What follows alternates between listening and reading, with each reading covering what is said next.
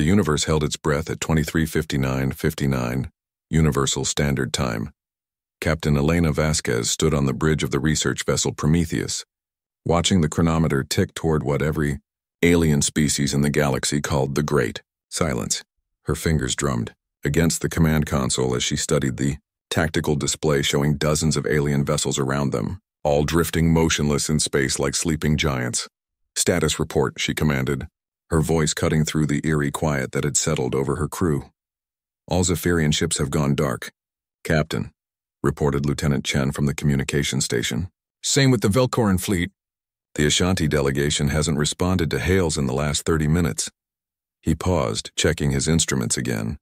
"It's like they've all just stopped." Elena nodded grimly. They had been warned this would happen. 3 months ago, when humanity first made contact with the Galactic Confederation, they learned about a phenomenon that had puzzled alien civilizations for millennia. Every 743 years, at the stroke of midnight Universal Standard Time, every sentient species in the galaxy would fall into a deep, death-like sleep. All technology would cease to function. All biological processes would slow to near nothing. The galaxy would become a tomb for exactly 24 hours. Except according to the aliens, it wasn't exactly 24 hours. It was 24 hours, 14 minutes, and 37 seconds, always, every time, without fail. No species had ever discovered why the extra 14 minutes and 37 seconds occurred, but they had learned to accept it as an immutable law of existence. The humans, however, had never experienced this phenomenon. They were too new to the galactic community, too young as a spacefaring species. The alien delegates had been fascinated by this, treating humanity like curious specimens who might hold some key to understanding the mystery. That's why Elena and her crew were here in the neutral zone, surrounded by representatives from every major galactic power, all waiting to see what would happen when the humans encountered their first great silence. 60 seconds to midnight, announced Dr. Sarah Kim from the science station. The xenobiologist had been monitoring the alien crews through long-range sensors, documenting the gradual shutdown of their biological systems. "Captain, I'm reading massive neurological changes across all alien vessels. Their brain activity is dropping to almost nothing." Elena felt a chill run down her spine. Around them, ships that moments ago had been bustling with activity now drifted like ghost vessels. She could see the Zephyrian flagship through the main viewport, its crystalline hull no longer pulsing with the bioluminescent patterns that indicated active thought processes among its crew. 30 seconds, Kim continued. "Captain, I'm also detecting some kind of energy field building up around us. It's unlike anything in our databases." "Is it dangerous?" Elena asked, though she already suspected the answer. "Unknown. The field appears to be emanating from everywhere at once. It's as if space itself is generating it." Elena's mind raced. Humanity had always been different from the other species they'd encountered. While aliens relied heavily on biotechnology and energy-based systems, humans had developed robust mechanical and digital technologies. Their computers ran on different principles. Their ships used different power sources. Their brains worked differently at the neurological level. 10 seconds, Kim called out. Elena grabbed the ship's intercom. "All hands, this is the captain. Brace for unknown phenomenon. Stay alert and report any changes immediately. 5, 4, 3, 2, 1, midnight." The energy field Elena's science officer had detected suddenly intensified, washing over the Prometheus like an invisible tsunami. Elena felt a strange tingling sensation, as if every cell in her body was being examined by some vast, incomprehensible intelligence. Around her, the bridge crew swayed slightly, several officers putting hands to their heads. "Report," Elena barked, fighting off her own disorientation. I'm okay, Captain," Chen said, sounding surprised. "Little dizzy, but okay." "Same here," confirmed Kim. "The energy field is still present, but it doesn't seem to be affecting us the same way it's affecting the aliens." Elena looked out at the alien fleet. Every ship hung motionless in space, their lights dimmed, their engines silent. But on the Prometheus, the lights remained bright, the engines hummed with power, and her crew remained conscious and alert. "Kim, I want a full sensor sweep of our own ship. Check every system, every crew member. Chen, try to establish contact with Earth. I want to know if this is happening throughout human space." "Aye, Captain." Both officers responded, their voices carrying a mixture of excitement and apprehension. As her crew worked, Elena stared out at the silent alien fleet and felt a profound sense of isolation. Humanity had just learned they were fundamentally different from every other species in the galaxy. While the rest of the universe slept, forced into unconsciousness by some cosmic mechanism beyond understanding, humans remained awake. "Captain," Kim called out, her voice tight with excitement, "I'm reading normal biological functions across our entire crew. Heart rates are slightly elevated, probably due to stress, but otherwise we're completely unaffected. Whatever force causes the Great Silence, we're immune to it. Chen, any word from Earth?" "Yes, ma'am. I've established contact with Lunar Command. They report no unusual phenomena. Earth, the Moon, Mars Colony, all our outer rim stations, everyone's functioning normally. They're requesting a full report on our situation." Elena nodded slowly. The implications were staggering. For thousands of years, the galaxy had accepted the Great Silence as an unavoidable natural law. But humans were immune. They were the only species that could remain conscious and active during what the aliens called the universe's time of rest. She thought about the alien delegates who had studied humanity so intently over the past few months. They had been looking for answers about the Great Silence, hoping that a fresh perspective might provide new insights. They had gotten more than they bargained for. "Captain," Dr. Kim said, "I'm detecting some unusual readings from the alien ships. Their technology isn't just shut down. It's like it's been put into some kind of protective stasis. Even their emergency systems are offline, but the ships themselves are maintaining structural integrity through some unknown mechanism." Elena realized that humanity had just become the galaxy's guardians during its most vulnerable time. Every alien civilization was helpless, their ships drifting in space, their worlds defenseless. For the next 24 hours and 14 minutes, humans would be the only species capable of action in the entire galaxy. The responsibility was overwhelming, but Elena felt a surge of pride. This was what humanity did best. They adapted, they survived, they protected others when protection was needed. The Great Silence had revealed that humans were unique in the galaxy, and with that uniqueness came both opportunity and obligation. She turned to her crew, seeing the same realization dawning in their eyes. They were no longer just observers of a cosmic phenomenon. They had become its guardians. Commander Marcus Webb materialized on the bridge of the Prometheus in a shimmer of light, his emergency transport beam fading as he stepped forward. Elena had called for reinforcements the moment she realized the scope of their situation, and Webb's ship, the Defiant, had arrived within hours. "Status report, Captain," Webb said, his weathered face grim as he took in the bridge displays showing hundreds of dormant alien vessels scattered across local space. "We've got a galaxy-wide phenomenon." "Commander," Elena replied, pulling up a holographic display of known space. Red dots mark the locations of every major alien civilization. Every single alien species has gone into complete stasis. Our long-range communications are picking up automated distress beacons from as far as the outer rim, but no actual communications. Webb studied the display with the eye of a veteran who had seen humanity's first contact wars and the subsequent peace negotiations. "How long until they wake up?" 24 hours, 14 minutes, 37 seconds from the initial event," Dr. Kim interjected from her science station. "According to their historical records, it's always exactly that duration." "Always?" Webb raised an eyebrow. "How many times has this happened?" "This marks the 47th occurrence since the Zephyrians began keeping records," Elena said. "Every alien species we've encountered has experienced this their entire evolutionary history. It's as natural to them as sleep is to us." Webb walked to the main viewport, staring out at the massive Velcoran dreadnought that hung motionless nearby. The ship was easily 10 times the size of the Prometheus, its biomechanical hull normally alive with flowing energy patterns. Now it looked like a dead reef. "But we're not affected," he said, statement rather than question. "Not at all. We've tested everything. Our crew, our technology, our AI systems, all functioning normally. We're the only things moving in the entire galaxy right now." Webb turned back to face her, and Elena could see the wheels turning in his mind. The commander had a reputation for strategic thinking that bordered on prescience. "Captain, do you realize what this means?" Before Elena could answer, Lieutenant Chen's voice cut across the bridge. "Captain, I'm receiving a priority transmission from Earth Command." "Put it through," Elena ordered. Admiral Harrison's hologram flickered to life above the central console. The Admiral looked like she hadn't slept in days, which was probably accurate given the situation. Captain Vasquez, Commander Webb, Harrison began without preamble. We've been monitoring the situation across human space. The phenomenon affects only alien species and their technology. Every human colony, every human ship, every human being in the galaxy is functioning normally. What are your orders, Admiral? Elena asked.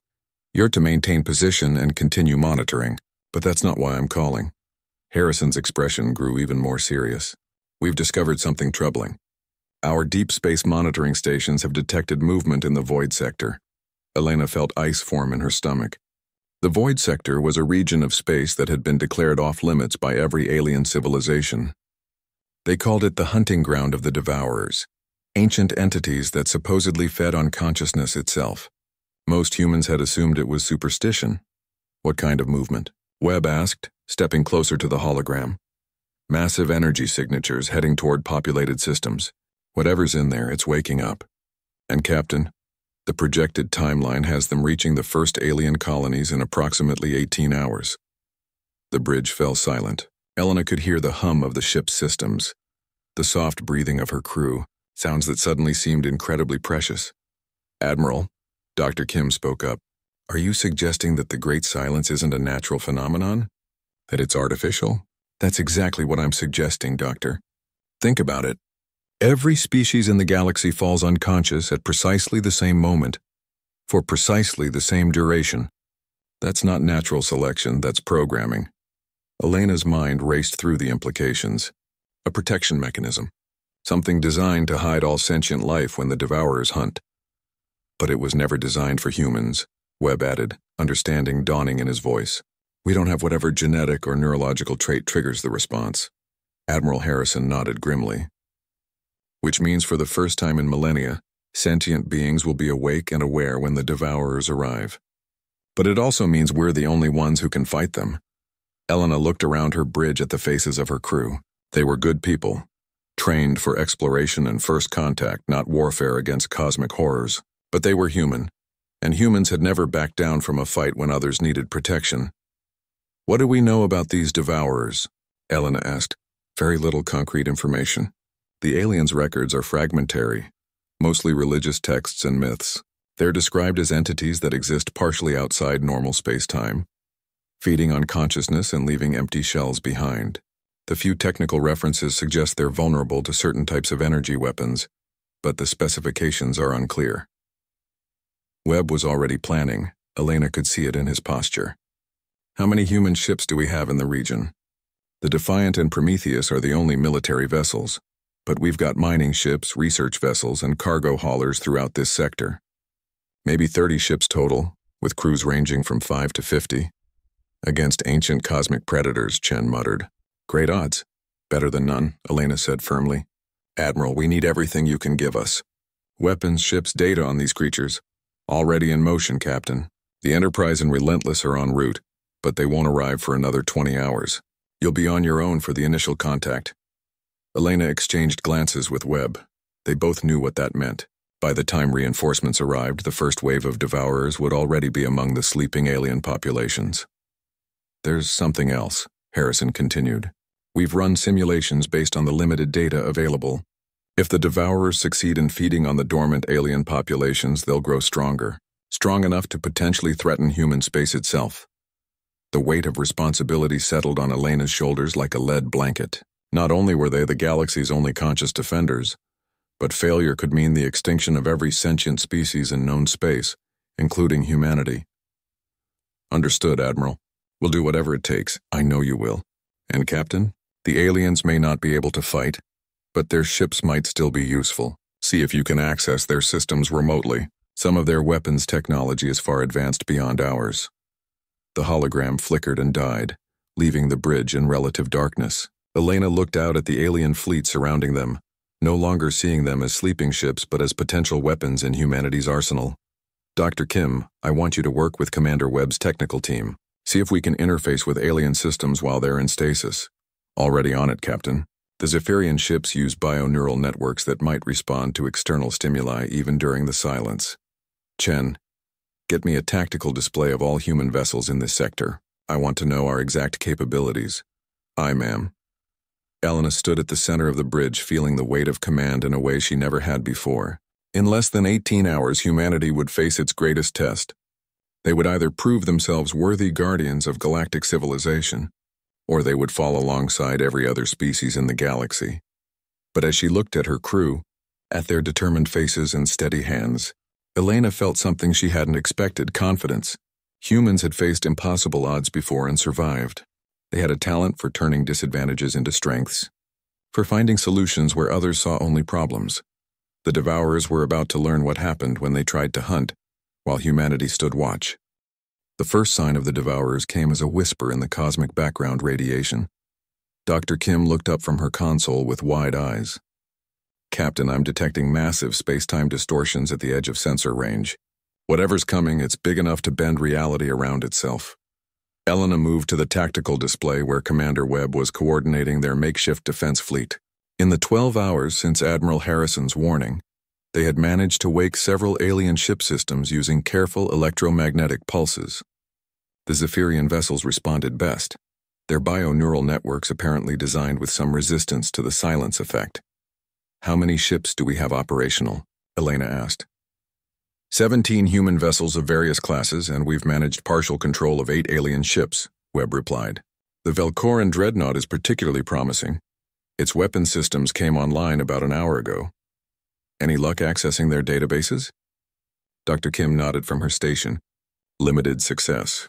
The Zephyrian computers contain some tactical data about previous Devourer encounters, but most of it's encrypted or corrupted. What I can make out suggests these entities exist in multiple dimensions simultaneously.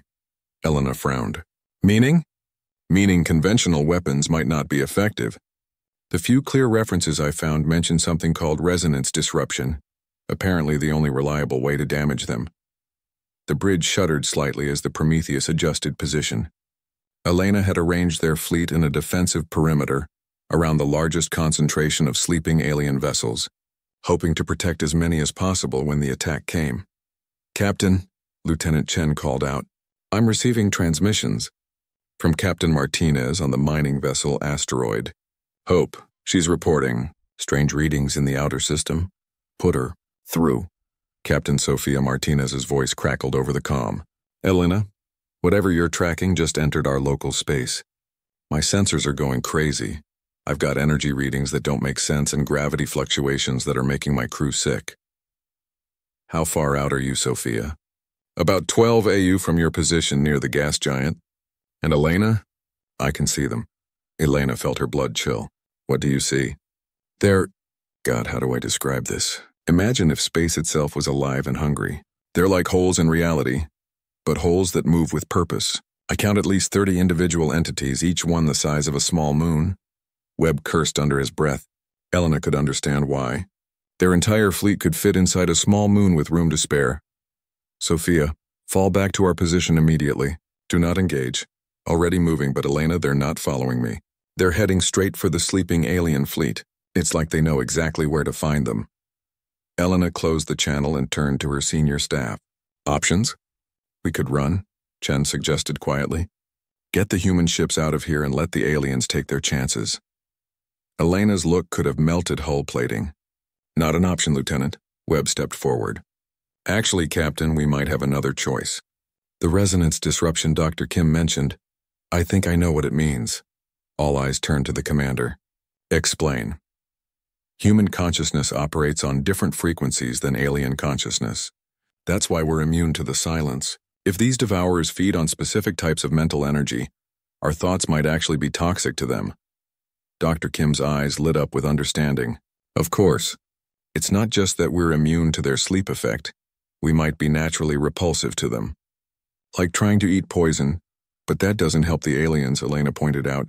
No, but it might help us help them. Webb pulled up a technical display.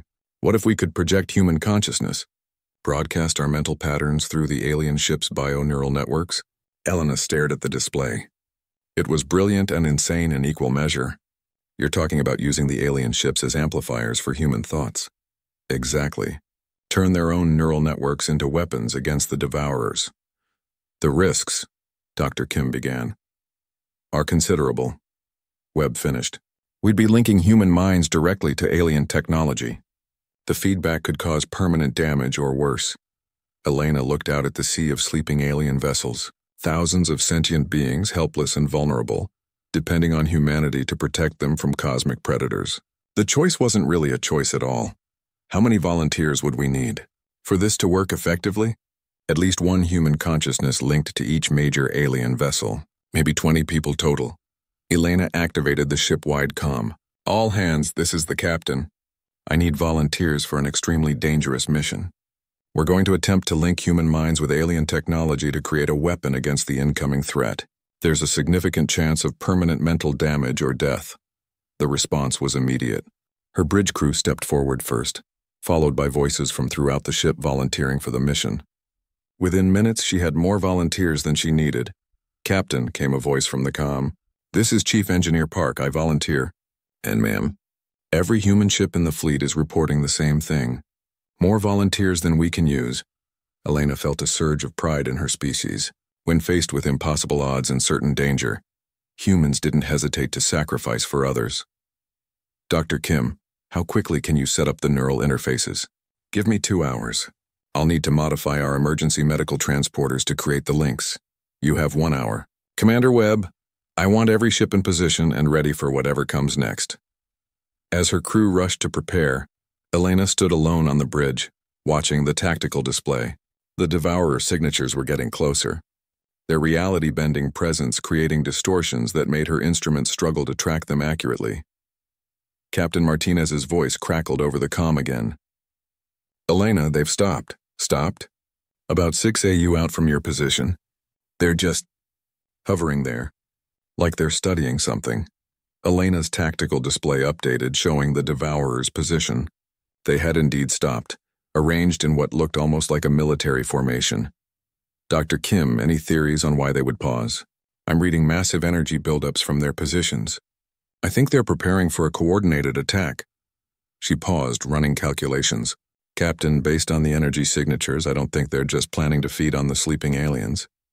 What do you mean? I think they're planning to consume the entire system. Every planet, every moon, every trace of consciousness or life. This isn't just hunting, it's harvesting. Elena felt the magnitude of the situation settle over her like a weight. The Devourers weren't just predators following ancient patterns.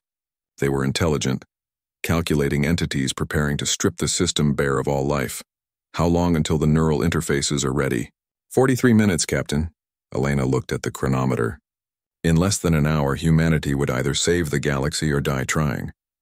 She thought about Earth, about the colonies, about all the human families who had no idea their species was about to face its greatest test. All ships, this is Captain Vasquez. In 39 minutes, we're going to attempt something that has never been done before. We're going to turn human consciousness into a weapon. I won't lie to you about the dangers, but I will tell you this. If we fail here, everything dies. Every alien species, every human colony, everything we've built among the stars. She paused, looking out at the alien fleet they were sworn to protect. But we're human. We don't know how to quit, and we don't abandon those who need our help. Today we show the universe what humanity stands for. The acknowledgements came back from every ship in the fleet, voices steady despite the fear Elena could hear beneath them. In 39 minutes they would discover whether human courage was enough to stand against cosmic horror. The clock kept ticking, marking each second that brought them closer to either salvation or extinction. The neural interface helmet felt cold against Elena's skull as Dr. Kim made final adjustments to the connection array. Around the bridge, 19 other volunteers from across the human fleet sat in similar chairs, their faces pale but determined. Remember, Dr. Kim said, her voice steady despite the tremor in her hands. Once the connection is established, you'll be experiencing the alien ship's systems as if they were extensions of your own body. Try to maintain your sense of self, but don't fight the integration completely.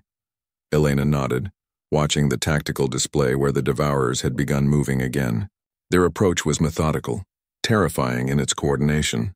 Each entity moved with purpose, reality bending around them like water around stones. 30 seconds to neural link activation, Webb announced from his position at the tactical station. He had refused to volunteer for the interface procedure. insisting someone needed to coordinate the conventional weapons if the experiment failed.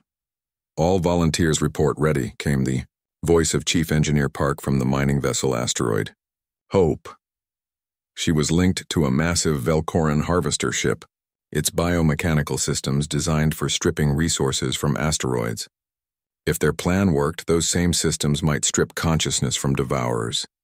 Elena closed her eyes and focused on her breathing.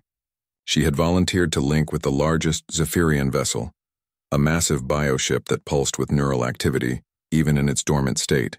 The alien ship's consciousness felt vast and alien, like trying to hear a conversation in a language that didn't exist. Activating neural interfaces in 3, 2, 1. The universe exploded into Elena's mind. Suddenly, she could feel the Zephyrian ship around her like a second skin. Its bio-neural network sang with harmonics that her human brain translated into colors and emotions. She could sense the sleeping alien crew, their minds locked in the protective stasis of the Great Silence, but their ship's living system still functioning at a basic level. "Status report." Webb's voice came through both her earpiece and directly through the ship's auditory systems. It was disorienting, hearing with both human ears and alien sensory organs. "Connection established," Elena managed to say, though speaking felt strange when she could feel the words reverberating through kilometers of bio-neural tissue. "I can access the ship's weapon systems." Around her, she heard similar reports from the other volunteers. Chief Park's voice carried a note of wonder. "I've got control of the Velcoran harvester. Elena, these systems are incredible. I can feel the ship's consciousness, but it's dormant, like I'm piloting a sleeping giant." "All units report successful integration," Webb announced. "Devourers are now 4 AU out and accelerating. Time to contact, 18 minutes. Elena focused on the alien ship's sensor array, feeling her consciousness expand to encompass the vessel's perception systems. Through alien eyes, she could see the approaching devourers more clearly than any human instrument could reveal. They were worse than Captain Martinez had described. The entities weren't just holes in space, they were inversions of reality itself. Where normal matter existed in 3 dimensions, the devourers seemed to exist in negative dimensions, creating pockets of unreality that hurt to perceive directly. "I can see them," Elena whispered, her voice carrying across the neural link to the other volunteers. "They're not just feeding on consciousness, they're unmaking it, turning organized thought back into chaos. That explains the resonance disruption." Dr. Kim's voice came through the link. She had volunteered to interface with a Zephyrian science vessel. "Human consciousness operates on completely different principles. We organize chaos into meaning through different methods than the aliens do." Elena felt a moment of understanding bloom through the neural network. The aliens' consciousness was based on harmony, on blending individual thoughts into collective understanding. Human consciousness was based on individuality, on each mind maintaining its unique perspective even while cooperating. "That's it," she breathed. "The devourers feed on collective consciousness, but they can't process individual thought patterns. Then we give them something they can't digest." Chief Park's voice carried grim satisfaction. "All units prepare to broadcast human consciousness through alien systems." Elena felt the alien ship respond to her intention, its bio-neural networks suddenly blazing with activity, as human thought patterns flooded through systems designed for collective alien minds. The result was like watching oil and water try to mix. The alien technology struggled to process the chaotic, individualistic nature of human consciousness. But it worked. Elena could feel the ship's weapons systems coming online, powered not by the alien crew's harmonious thoughts but by the stubborn, chaotic determination of human minds refusing to be silenced. "Devourers at 2 AU and closing," Webb reported. "Whatever you're going to do, do it now." Elena reached out through the neural link, feeling for the other volunteers. She found them one by one. Chief Park's steady engineering mindset, Dr. Kim's scientific curiosity, Lieutenant Chen's tactical awareness. Each human mind remained distinct while sharing the alien vessel's capabilities. "All units, focus your consciousness on the devourers. Think the most human thoughts you can. Think about individuality, about rebellion, about refusing to fit into patterns." Elena concentrated on everything that made humanity unique. Their tendency to ask why when everyone else asked how. Their refusal to accept that things had to be the way they'd always been. their stubborn insistence on hope even when logic suggested despair. Through the alien ship's weapons array, she felt that human defiance take physical form. The ship's bioenergy projectors, designed to emit the harmonious frequencies of Zephyrian collective thought, instead broadcast the chaotic, impossible to categorize patterns of human consciousness. The effect on the nearest devourer was immediate and violent. The entity, which had been approaching with predatory confidence, suddenly recoiled as if struck. The space around it, which had been twisted into impossible geometries, began to straighten. The unreality that defined its existence flickered and wavered. "It's working," Chief Park's voice carried across the link. "The Velcoran ship's harvester beam is causing massive disruption to the entity's structure." Elena watched through alien sensors as the combined human fleet opened fire. Not with conventional weapons, but with weaponized human consciousness broadcast through alien technology. Each beam carried the essence of human thought: chaotic, individual, impossible to categorize or consume. The Devourer's formation shattered as the entities fled from the assault. Some tried to adapt to find a way to feed on human consciousness, but each attempt only caused them more damage. Human thoughts were like poison to creatures that had evolved to consume ordered collective awareness. "They're retreating." Webb's voice carried disbelief and triumph in equal measure, but Elena wasn't celebrating yet. Through the neural link, she could sense something else. The Devourers weren't just retreating, they were communicating, learning, adapting. These were ancient entities, and they had survived for millennia by being able to overcome any defense. "They'll be back," she said grimly, "and next time they'll be prepared for us." "How long do we have?" Dr. Kim asked. Elena consulted the alien ship's historical databases, cross-referencing them with the Devourer's behavior patterns. The answer chilled her. Based on previous encounters, they retreat to the Void Sector for approximately 1 galactic standard year. Then they return, usually with new capabilities designed to overcome whatever drove them away. "A year," Webb mused. "That gives us time to prepare." Elena felt the alien ship systems around her, still responsive to her human consciousness, despite the neural interface being designed for completely different minds. An idea began to form, dangerous and unprecedented. "What if we don't wait for them to come back?" she said slowly. "What if we take the fight to them?" The neural link carried shocked silence from the other volunteers.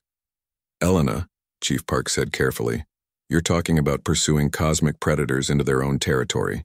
That's insane. Impossible? Suicidal?" Elena finished. "Yes, it's also very human." Through the alien ship's consciousness, she could feel the sleeping crew's dreams.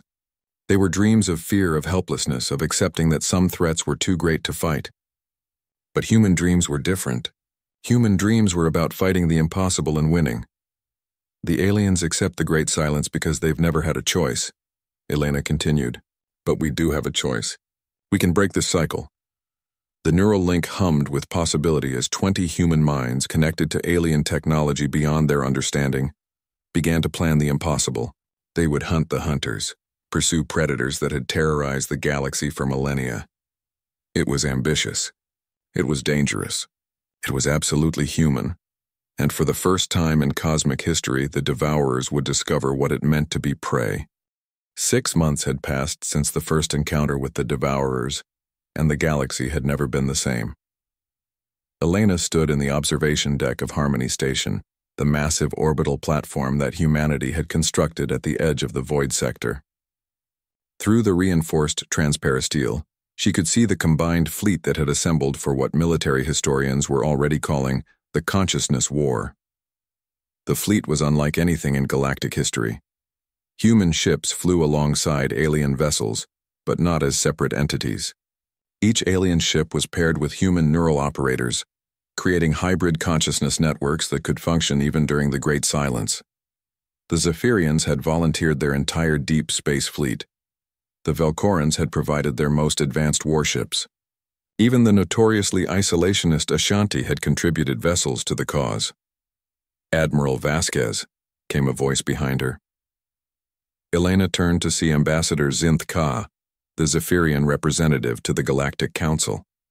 The crystalline beings, bioluminescent patterns flickered with what Elena had learned to recognize as deep concern. "Ambassador." Elena nodded. The promotion to Admiral had come with humanity's new role as guardians of galactic consciousness. Elena sometimes missed the simplicity of being a ship's captain, but the galaxy needed leaders who understood both human and alien perspectives. The Council remains divided on this course of action, Synthka said, her voice carrying harmonic undertones that conveyed uncertainty. Many fear that pursuing the Devourers will only anger them further. Elena sighed. The political battles had been almost as difficult as the military preparations. Half the galactic species wanted to return to the old ways, accepting the Great Silence as an inevitable part of existence. The other half supported humanity's plan to end the threat permanently. Fear is exactly why we have to do this, Elena replied. The Devourers have kept the galaxy in terror for millennia. They retreat, adapt, and return stronger. This cycle has to end. But the risks are enormous, Elena finished. But so are the risks of doing nothing. Ambassador, your people have lost entire colonies to previous Devourer attacks. How many more will you lose if we let this pattern continue? Zinthka's pattern shifted to acknowledge the truth of Elena's words. The human perspective continues to challenge our understanding. Your species refuses to accept what has always been. That's because what has always been usually isn't good enough for humans, Elena said with a slight smile. We have a saying, the only way out is through. Dr. Kim's voice came over the station's intercom. Admiral, we're receiving final status reports from the fleet. All ships report neural interface systems functioning normally. We're ready to begin the operation. Elena turned back to the viewport, looking at the swirling darkness of the void sector. Somewhere in that twisted region of space, the Devourers were preparing for their next attack on galactic civilization, but this time they wouldn't be hunting helpless prey. Ambassador, I need to ask you to return to your ship. In approximately 1 hour, we'll be entering the void sector. Zinthka's patterns shifted to what Elena recognized as gratitude mixed with fear. Admiral, before I go, there is something the Council wished me to tell you. Regardless of the outcome of this mission, humanity has already changed the galaxy forever. You have shown us that there are alternatives to acceptance, that some fights are worth the risk. After the ambassador left, Elena made her way to the command center. The massive room buzzed with activity as human and alien technicians worked side by side, preparing for an operation that would have been impossible without their combined efforts. Commander Webb, now serving as Elena's tactical advisor, looked up from a holographic display showing the fleet's formation. Final count, 47 ships with neural interface capability, each crewed by joint human-alien teams. We've also got 36 purely human vessels as backup. And our intelligence on the void sector? Dr. Kim approached, carrying a data pad filled with months of research. Limited, but we've learned a few things. The Devourers exist primarily in what we're calling negative space, regions where normal physics don't apply. Our consciousness weapons work because human thought patterns are inherently chaotic enough to destabilize their existence. Any idea how many we'll be facing? Unknown. The sensor data suggests anywhere from dozens to thousands of individual entities. The good news is that they seem to be concentrated in a relatively small area, at the sector's center. Elena nodded grimly. The plan was simple in concept, terrifying in execution. They would take the combined fleet into the heart of the void sector and engage the Devourers directly, using weaponized human consciousness to destroy them permanently, rather than simply driving them away. Admiral, came a voice from the communications station. We're receiving a transmission from the Prometheus. Elena smiled. Her old ship was part of the fleet, now serving as the flagship for Dr. Kim's science division. Put it through. Captain Harrison's face appeared on the main screen. The Admiral had insisted on taking a field command for this mission, saying that humanity's senior leadership needed to share the risks they were asking others to take. Elena, all ships report ready. The alien crews are in protective stasis, and the human neural operators are standing by. We're as prepared as we'll ever be. Understood. Begin the approach to the void sector boundary. Elena watched as 83 ships representing every major species in the galaxy began moving toward a region of space that had been forbidden for millennia. The sight filled her with pride and terror in equal measure. Admiral, Dr. Kim said quietly. There's something else. The neural link data from our previous encounter suggests that the devourers aren't just predators. They might be intelligent in ways we don't understand. Meaning? Meaning this might not just be a battle. It might be a first contact situation with entities that exist on completely different levels of reality. Elena absorbed this information as the fleet crossed into the void sector. Almost immediately, the ship's sensors began registering impossible readings. Space itself seemed to twist and fold around them, and several human crew members reported feeling nauseous as their brains tried to process contradictory visual information. All ships, maintain formation, Elena broadcast across the fleet. Remember, what you're seeing isn't entirely real. The devourers exist partially outside our dimension, so don't trust your normal senses. Through the neural link network, Elena could feel the responses from across the fleet. Human minds struggled with the unreality around them, but they adapted with characteristic stubbornness. Where alien consciousness might have been overwhelmed by the contradictions, human minds simply accepted that some things didn't make sense and kept working anyway. "Admiral," Webb called out, "I'm detecting massive energy signatures ahead. Range." This doesn't make sense. The readings suggest they're both 50 kilometers away and 50,000 kilometers away simultaneously. That's because distance doesn't work normally here, Dr. Kim explained.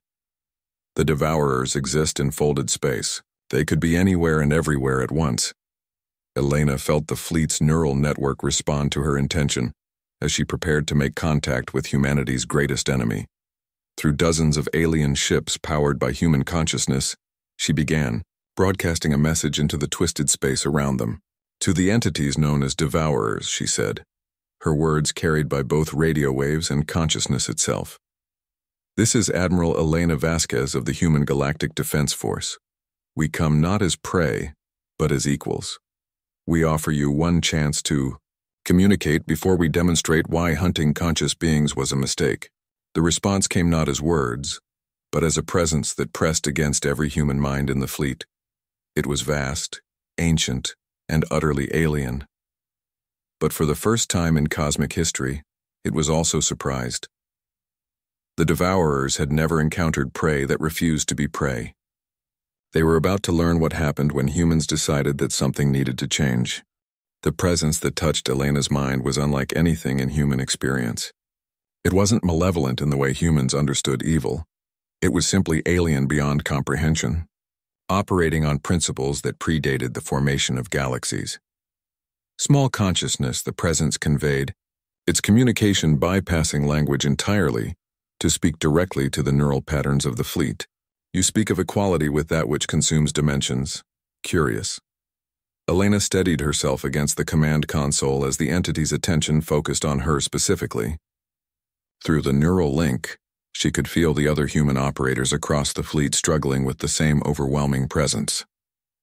"We are not small," Elena responded. Her words carried through both human technology and alien bioneural networks. "We are different, and difference is not weakness." The space around the fleet began to shift and writhe as more devourer entities materialized. Elena's instruments registered impossible readings, energy signatures that existed in negative numbers, gravitational fields that pushed instead of pulled, matter that somehow occupied the same space while remaining distinct. Difference. The presence mused, and Elena could feel its ancient amusement. "You believe your chaos makes you strong. We have consumed chaos before.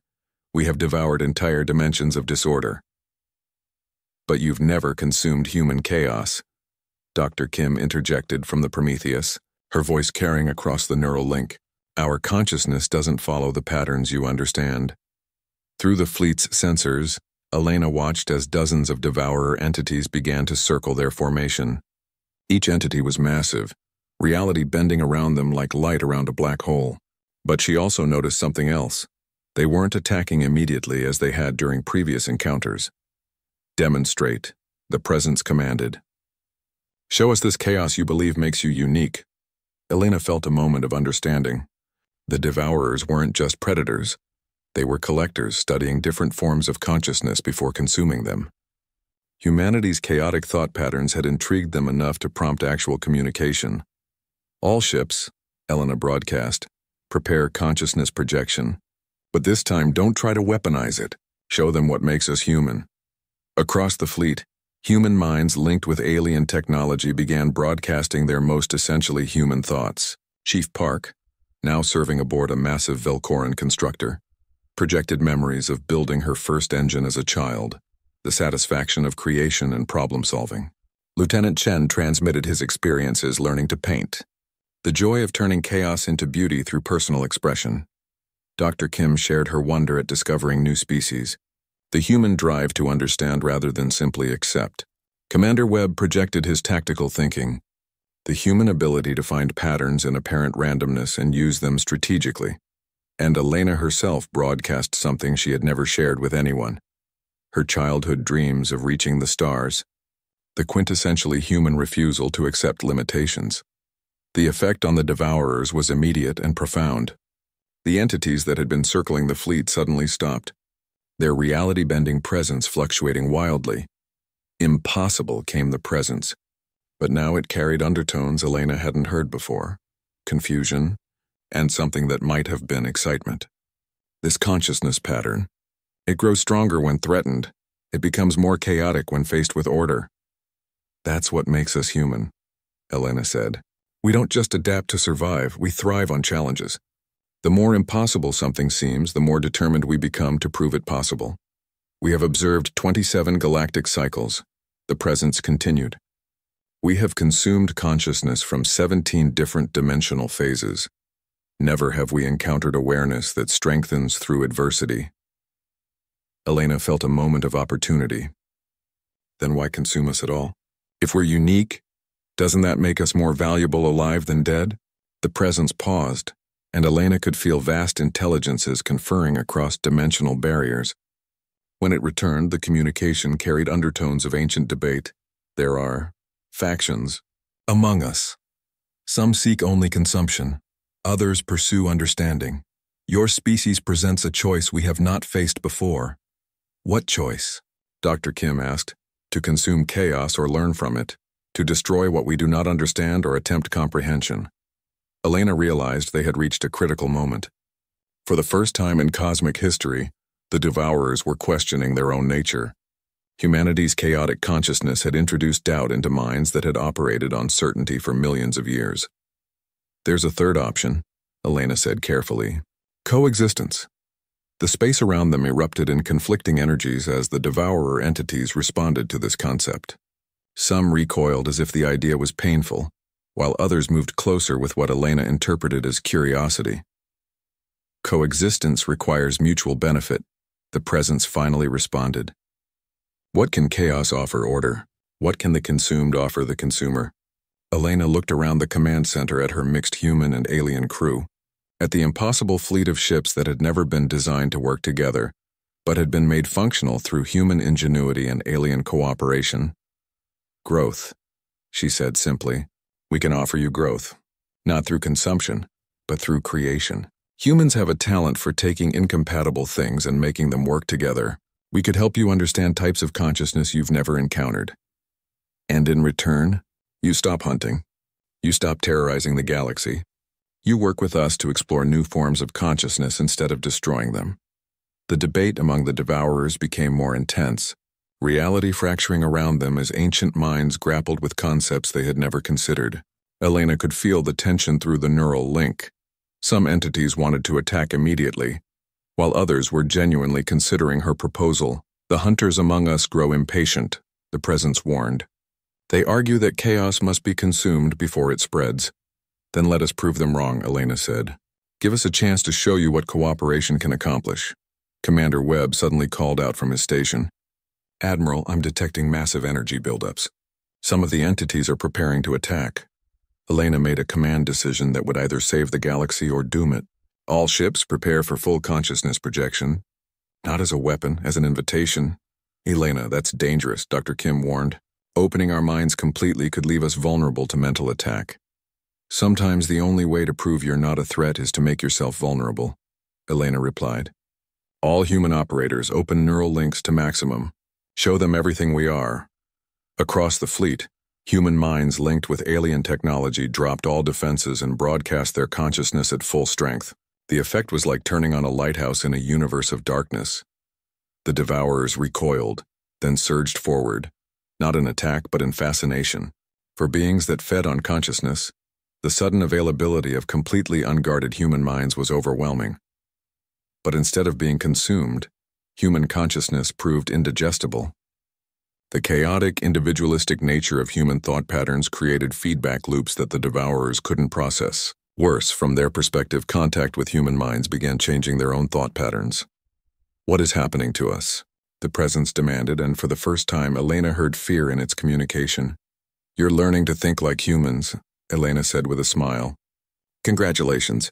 You're about to discover what it means to question everything you've always accepted as truth. The change rippled through the devourer collective like a virus of curiosity.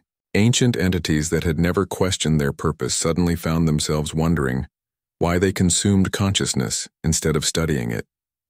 Minds that had operated on pure instinct for millions of years began experiencing doubt, wonder, and something unprecedented in their existence: hope. The hunters among them tried to resist, to maintain their predatory nature, but they found themselves outnumbered by entities experiencing the intoxicating possibility of growth without destruction. When the presence spoke again, its communication carried harmonics that reminded Elena of children discovering something wonderful for the first time. We choose cooperation. 1 year later, Elena stood in the observation deck of the New Harmony research station, watching something that would have been impossible to imagine just months before. A devourer entity, its reality-bending presence now controlled and focused, was working alongside Zephyrian scientists to study the nature of consciousness itself. The entity had chosen the name Curiosity when it decided to work with organic beings rather than consume them. Its communication had evolved from the overwhelming presence Elena remembered to something approaching normal conversation, though it still spoke directly to the mind rather than using words. Admiral Vasquez. Curiosity's voice touched Elena's thoughts. The research progresses well. We have identified 17 distinct forms of consciousness among the galactic species. Human consciousness remains unique. Elena smiled. Still trying to figure us out? Always. Your kind defies categorization. Other species evolved consciousness for survival or cooperation. Humans evolved consciousness for rebellion. Through the station's observation port, Elena could see the transformed galaxy spread out before her. The great silence was ending, not through force but through understanding. Working with converted devourer entities, the galactic species had begun to comprehend the mechanism that caused the universal sleep. It had been a cosmic defense system, activated automatically whenever the devourers approached inhabited systems. But the system had a flaw. It only protected against devourer entities that still operated on pure predatory instinct. Once the entities began to evolve beyond mere consumption, the defense system started to break down. Dr. Kim approached, carrying a data pad filled with her latest research. Now serving as director of the Consciousness Studies Institute, she had become the galaxy's leading expert on the intersection between human and alien thought patterns. Elena, we've got the final report on the Consciousness Evolution Project, she said, excitement clear in her voice. It's working beyond our wildest projections. Elena took the pad and reviewed the data. Over the past year, contact with human consciousness had triggered evolutionary leaps in 7 different devourer entities. They had abandoned their predatory nature and begun exploring cooperative relationships with organic species. Any resistance from the unconverted entities? Some, Dr. Kim admitted. About 30% of the devourer collective refuses to abandon hunting behavior. But the converted entities are working to convince them. Apparently the experience of growth through cooperation is addictive for beings that have existed on pure consumption for millions of years. Elena nodded, remembering her last conversation with the entity that called itself Wonder. It had tried to describe the sensation of learning rather than consuming, of building understanding instead of destroying consciousness. The entity's descriptions had sounded remarkably like human experiences of discovery and creation. Commander Webb's voice came over the station's intercom. Admiral, we're receiving a priority transmission from Earth Command. Elena made her way to the communications center, where Admiral Harrison's hologram flickered to life. The Admiral looked tired but satisfied, the weight of commanding humanity's first galactic-scale military operation finally lifting from her shoulders. Elena, I have news from the Galactic Council. They've voted unanimously to adopt the Human Consciousness Accords. Elena felt a surge of pride. The Accords were humanity's proposal for a new galactic civilization, based on cooperation between all forms of consciousness, organic, artificial, and dimensional. They established rights for sentient beings regardless of their nature or origin. What about the resistance factions? Elena asked. The Ashanti Federation withdrew their objections yesterday. Apparently, their philosophers have decided that human chaos theory is actually compatible with their traditional beliefs about the balance between order and disorder. Elena chuckled. Humanity's impact on galactic civilization had been profound and unexpected. Their refusal to accept the way things have always been had challenged every species to reconsider fundamental assumptions about existence. Admiral, Dr. Kim interjected, there's something else. The converted devourer entities have made an offer. Elena raised an eyebrow. What kind of offer? They want to help us explore beyond the galaxy. Apparently, there are other forms of consciousness in intergalactic space that they've always avoided, because they couldn't consume them. Now that they're interested in cooperation rather than predation, they want to make contact. Elena felt that familiar thrill of exploration that had driven her to become a starship captain in the first place. Humanity had already changed one galaxy. Now they were being offered the chance to explore an entire universe of undiscovered consciousness. There's one condition, Dr. Kim continued. They insist that humans lead the expedition. They claim our chaotic consciousness is the only thing they've encountered that can adapt to truly alien forms of awareness. Elena looked out at the stars, thinking about humanity's journey from a single world to guardians of galactic consciousness. Every species in the galaxy now looked to humans as mediators, as the ones who could find common ground between incompatible worldviews. Admiral. Curiosity's voice touched her mind again. There is something the converted entities wish to tell you. What's that? We have accessed records from dimensions beyond your reality. There are others. Beings like the Devourers but older, stronger. They have consumed entire universes. Elena felt a chill. Are they coming here? Eventually. They move between universes slowly, but they move. Your galaxy has perhaps 1,000 years before they arrive. Elena absorbed this information with characteristic human calm. A threat that wouldn't manifest for 1,000 years was hardly an immediate concern, but it was something to prepare for. Do you think cooperation could work with them too? Unknown, they are older, more set in their patterns, but they have never encountered human consciousness. Your species has a talent for achieving the impossible.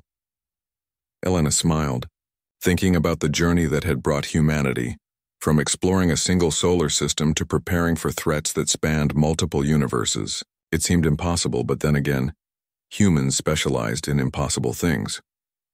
Dr. Kim, I want you to begin research on universe-scale consciousness defense systems.